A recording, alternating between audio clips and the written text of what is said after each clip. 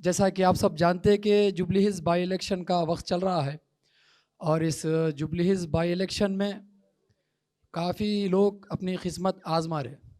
वैसा ही आपका भाई भी किस्मत आजमाने के लिए जो है नॉमिनेशन दाखिल किया था, मगर अफसोस की बात है कि कांग्रेस की हुकूमत ने एक साजिश के तहत मेरा नॉमिनेशन कैंसिल करवा दिया।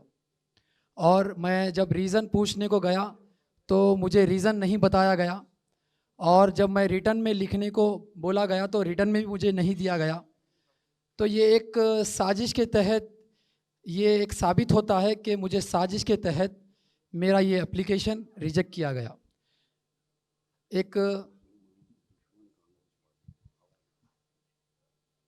हम सब जानते हैं कि किस तरह से ये लोगों ने मुझे रिजेक्ट किया गया, और वजह आपको जानकर हैरानी भी होगी। आप सब जानते हैं कि कांग्रेस हुकूमत 2 साल से हुकूमत कर रही है, 2 साल से गवर्नमेंट चला रही है तेलंगाना रियासत में, मगर अफसोस की बात है ना तो कोई वहाँ पर कोई मुसलमान एमएलसी है, ना तो कोई वहाँ मुसलमान मिनिस्टर है।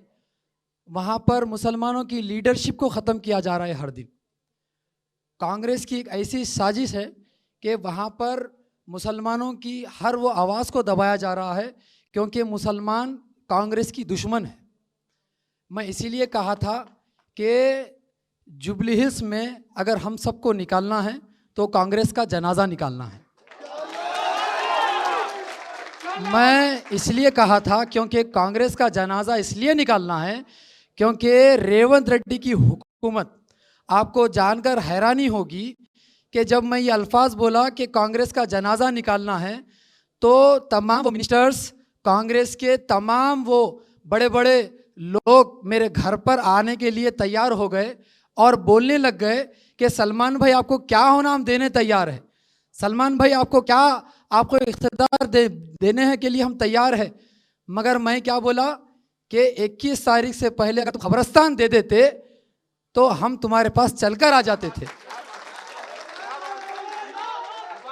21 तारीख से पहले तुम खबरस्तान दे देते तो इतनी नौबत नहीं होती कि तुम यहाँ पर मेरे दहलीज पे रहो। मैं तुम्हारी दहलीज पे आने तैयार था, मगर तुमने देरी की और हमारी ताकत को तुमने कमज़ोर समझा। आज मैं एक ऐसी ताकत के साथ हूँ जो सेकुलरिज्म को ज़िंदा रखती है। और जब मैं केटीआर साहब से मेरी मुलाकात हुई, मैं तहे दिल से मैं केटीआर साहब का मैं शुक्रिया अदा करता हूँ, और उनके लिए मेरे दिल में बहुत जगह बन गई। वो इसीलिए क्योंकि मेरी मुलाकात जब हुई, वो उस मुलाकात में केटीआर साहब के जो अल्फाज थे मैं आपके सामने बयान कर रहा हूँ। उन्होंने कहा कि सलमान भाई मुझे एक चीज़ का डर है, मुझे एक चीज़ का डर ये है कि हिंदुस्तान में जो हालात बनते आ रहे हैं वो हालात खुदा ना खास्ता हमारे तेलंगाना में क्यों होना हो जाए।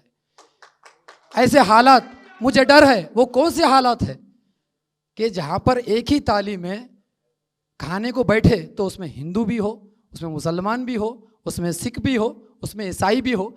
ऐसा माहौल तेलंगाना का होना चाहिए।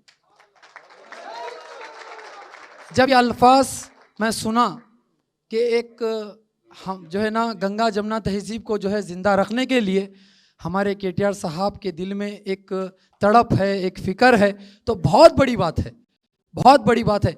और एक चीज़ मैं मुतालबा किया केटीआर साहब से कि जो ग्रेवयार्ड का था, तो 1 सेकंड नहीं लिए केटीआर साहब, 1 सेकंड नहीं लिए हाँ बोलने पर, क्योंकि वो बुनियादी हक़ है जो हमको मिलना भी ज़रूरी है, और इंशाअल्लाह वो मिलकर रहेगा। अगर हम इख्तिदार के भूखे रहते तो हम कहीं पर और चले जाते, मगर हमको जो हक़ लेना है इज़्ज़त के साथ वो हम लेंगे इंशाअल्लाह, और वो केटीआर साहब देने के लिए तैयार है।